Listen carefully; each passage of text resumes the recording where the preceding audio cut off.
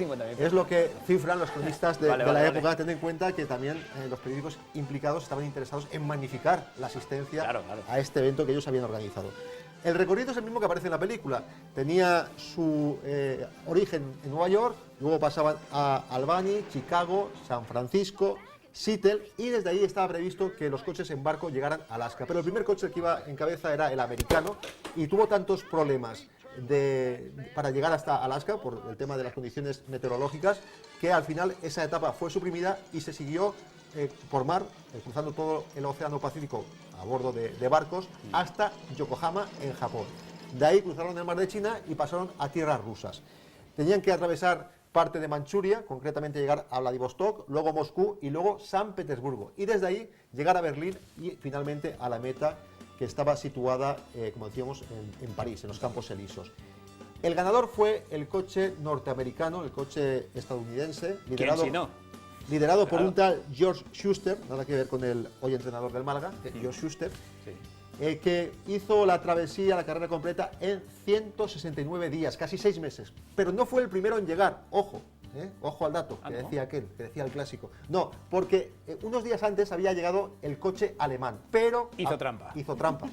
Y es que una parte del recorrido lo había hecho a bordo de un vagón de tren y eso estaba totalmente prohibido. Así que fue penalizado con 30 días y quedó segundo, porque el tercero en llegar fue el coche italiano, que tardó 2 meses más, llegó en septiembre, casi 8 meses ahí por el mundo. No había español. No, ninguno, si hubiéramos ganado. Si no hubiésemos ganado y los tres con coches, trampa, pero hubiésemos ganado. Los 3 coches franceses que participaron no pasaron de Rusia, es decir, entre Manchuria unos y Siberia otros se quedaron ahí atascados y no pudieron proseguir. Bueno, una carrera que fue de interés internacional, era el segundo año que se organizaba una gran carrera, porque el año anterior, 1907, había habido una carrera que era Pekín-París. Pero esto sirvió para que la gente tomara conciencia de que los coches no eran un capricho de ricos, como se consideraba en aquella época, sino que servían para recorrer largas distancias a cualquier tipo de personas.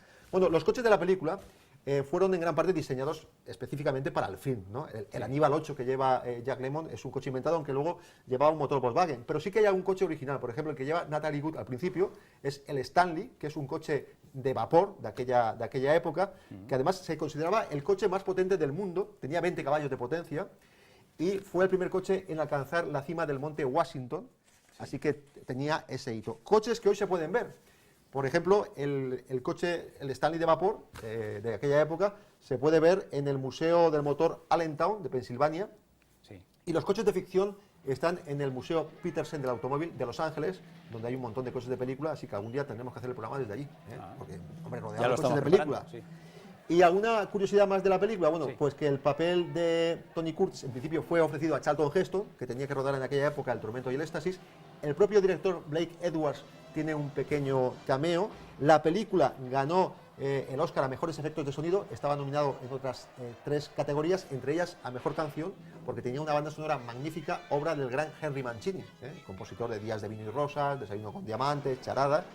Y muy importante también decir que inspiró tanto la película como la carrera real una serie muy famosa de televisión de dibujos animados de Hanna-Barbera, que es Los Autos Locos, que 3 años después del estreno de esta película estrenó la CBS en 1968, y que tú seguro que recuerdas de tu infancia. Yo por lo menos tengo gratos recuerdos de Penélope Glamour, de Pierre Nodeyuna, que sería un poco el personaje... Lindo Pulgoso, ¿no? Estaba por ahí el Lindo Pulgoso, el perro patán, ¿no? Que es un poco el personaje de Jack Lemmon en la película. En fin, un largo recorrido que tiene esta película, la carrera del siglo, y que invita a investigar sobre aquellas míticas carreras de principios del siglo XX. Bueno, en cualquier caso, una película que podemos alquilar, a lo mejor, ¿no? Todavía... Sí, se puede alquilar. Yo creo que incluso por internet no es nada difícil verla entera. Está volcada en YouTube. Yo creo que sí, Este tipo de películas, algunas de ellas sí que se pueden ver enteras. Sí, además ya digo que ha sido emitida muchas veces por televisión y que tiene ese interés histórico, ¿no? Luego la película tiene algunas escenas que son una patochada. Hay una escena mítica que es un homenaje al cine mudo. Es una pelea de tartas de merengue, esa es la más donde conocida. Se utilizaron 2.400 tartas de merengue, algo, vamos... ¡Qué desperdicio! Con lo bueno que está el merengue. Una exageración. Bueno, gracias Eduardo. Muy bien. Bueno, pero no te vayas, por favor, que vamos a seguir hablando de cosas relacionadas con el mundo, no de las tartas, pero sí del motor. Y no sé si ustedes quieren comprar un coche por internet, supuestamente en Inglaterra, y aquel es español, o casi ha estado en España viviendo, y recibimos una respuesta algo así como: espero su contestación si usted es interesado. cuando recibimos algo así, y yo le daré más informaciones como nosotros podemos hacer esta transacción. Esto huele mal, ¿no? Huele mal. Esto, lo primero que huele mal es que ves un coche muy económico a la venta, un coche además con pocos años, pocos kilómetros, coches llamativos y bueno, la forma de contactar es a través de internet, casi nunca hay teléfonos para poder contactar o llamas por teléfono y nunca lo cogen. Todo esto nos da indicio de situaciones que pueden conllevar riesgo a la hora de adquirir un vehículo o de gastarte dinero a través de internet. En el momento que contactas por mail, la contestación viene siendo eso, que ha estado unos años en España trabajando, que se ha tenido que ir a Inglaterra, pero que allí el problema es que como los vehículos, bueno, pues llevan el volante en la parte contraria, este coche se deprecia mucho y que sí, que está interesado en venderlo, que además lo manda para España, que tú lo puedes probar si quieres, que se hace cargo de los gastos o no, que ya es cuando viene ese segundo correo electrónico, porque este primero te dice, bueno, pues contacta conmigo y ya te daré más información. En el momento que se contacta nuevamente, ya empiezan a aparecer ciertos problemas, pues adelanta tú una parte del dinero, yo lo mando, lo probarás, o a través de una agencia de transporte, o tú dejas el dinero ahí y no hay ningún problema, y es cuando empiezan los problemas de verdad. Andrea. Estafas. Estafas, a los consumidores, en este caso. Ingreso, que no sé cómo después lo pueden sacar, a través de Western Union, siempre es así. Siempre utilizan este tipo de compañías de Western Union porque es de las más conocidas. No sé, imagino que parte del fraude también vendrá en, digamos, falsificar los métodos de acceso a Western Union, porque también Western Union diría, bueno, que yo no tengo responsabilidad y soy la primera que quiero investigar, con lo cual entiendo que también se han estafado Western Union, pero sí una falsedad más, una estafa más para los consumidores, como eran los carnets de conducir. Sí, sí, pues y además hemos visto algunas imágenes de una estafa que hubo aquí en España relacionada con el mundo del automóvil y justamente a través de Internet. O sea, que no hagan mucho caso, cuidado a la hora de comprar esos chollos, sobre todo es un chollo, ¿verdad? Cuando vienen ese tipo de protestas hasta consumo, es que es un chollazo. Dice, bueno, ¿y cómo es posible que esto sea tan barato? Claro, más que nada la gente tiene que incentivarle de alguna manera. La gente por un vehículo habitualmente que está dentro de precio de mercado no suele moverse quizá a través de internet, sino prefiere desplazarse igual a un concesionario cercano, un servicio oficial o incluso alguna tienda de segunda mano. Es decir, cuando buscas a través de internet es buscando esa oferta, ese precio más económico, porque internet tiene esa globalización que puede ser positiva para muchas cosas, pero luego también puede ser negativa para otras, como puede ser reclamar, tema garantías, etcétera, pues siempre genera más problema para el usuario. Por lo tanto, siempre desconfiar de ofertas excesivamente baratas, de anuncios que no lleven número de teléfono de contacto. Es mucho más sencillo hablar con alguien y averiguar que desde un primer momento esto no funciona bien, que el que llamar y que no me cojan el teléfono. Todo esto empieza ya a denotar ciertas situaciones y en el momento, evidentemente, en el que, por el motivo que sea, me están pidiendo que aporte dinero y no hay nada de por cambio, aunque sea depositado en algún lugar, yo desconfiaría. Pero desconfiar, ¿se puede denunciar también esa situación? Se puede denunciar, el problema es que si son ciudadanos, en este caso quien ha cometido la estafa es un ciudadano inglés, pues claro, la comisión rogatoria para que se tramite esa denuncia va a ser un procedimiento muy lento, con lo cual hay que tener, lo que dicen, sospechar un poquito cuando es todo tan bueno y sobre todo cuando te piden por adelantado dinero. Yo creo que eso es principalmente la clave, ¿no? ¿Y damos el dinero por perdido entonces? ¿Ya poco se puede hacer ahí o qué? No, se puede hacer, lo que pasa que es un procedimiento, si de normal la justicia ya va lenta, cuando entra en un conflicto un tercer país todavía es mucho más lenta. Entonces, claro, es un procedimiento penal que es lento, a través de la comisión rogatoria pues hay que citar al estafador, que estará en Inglaterra o vete a saber dónde, con lo cual es complicado. Es un asunto que tratamos casi todos los años en este programa y siempre se repite y se repite, es curioso, pero sigue la gente cayendo en esto, a pesar de que lo saben. Y los emails están redactados en un castellano muy extraño. Y sin embargo, a pesar de ello, la gente sigue incidiendo y tal, ¿no? Yo te diré, Vicente, que la última consulta que tuve de este asunto fue la semana pasada. En Abacu recibimos la consulta de una persona que nos advertía de este tipo de situaciones y nos mandaba este correo electrónico y tenemos la misma experiencia en el año 2007. Estamos hablando de 7 años prácticamente y estamos hablando del mismo tipo de situaciones y sigue pasando.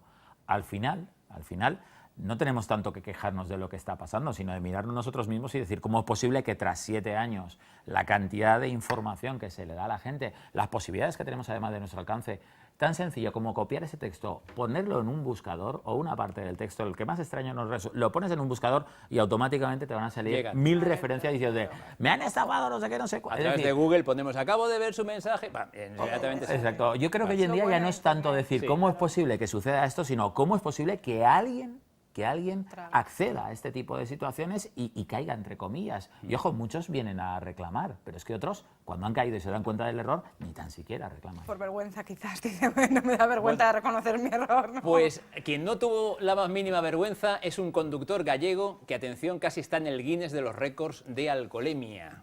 Si 0,25 es el máximo permitido a partir del cual ya empieza a ser, pues eso, denunciable y delito, etcétera, a partir de 0,60, este hombre dio 1,74, 7 veces más de la tasa permitida de alcohol. Yo no sé cómo se mantendría en pie, ¿eh?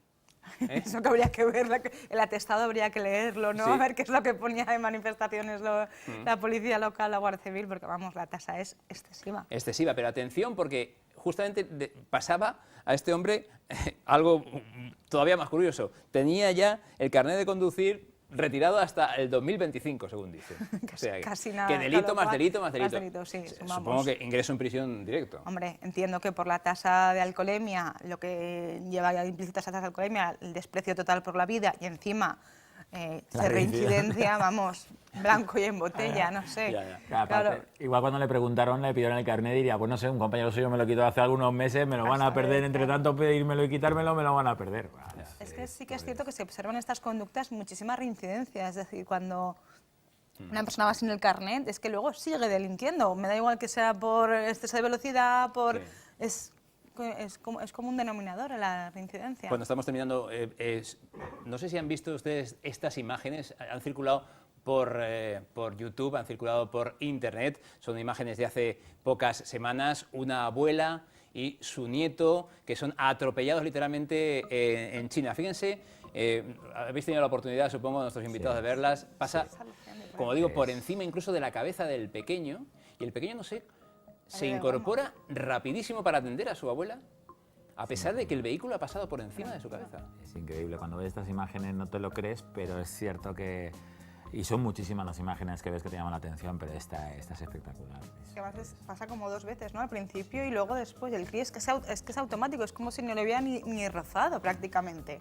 Bueno, pues esto es uno de los accidentes que, curioso, que al final, pues nada, no hubo ningún tipo de secuelas, de nada. Es decir, muy curioso que haya salido vivo tanto la abuela como el niño, sobre todo en un accidente como este.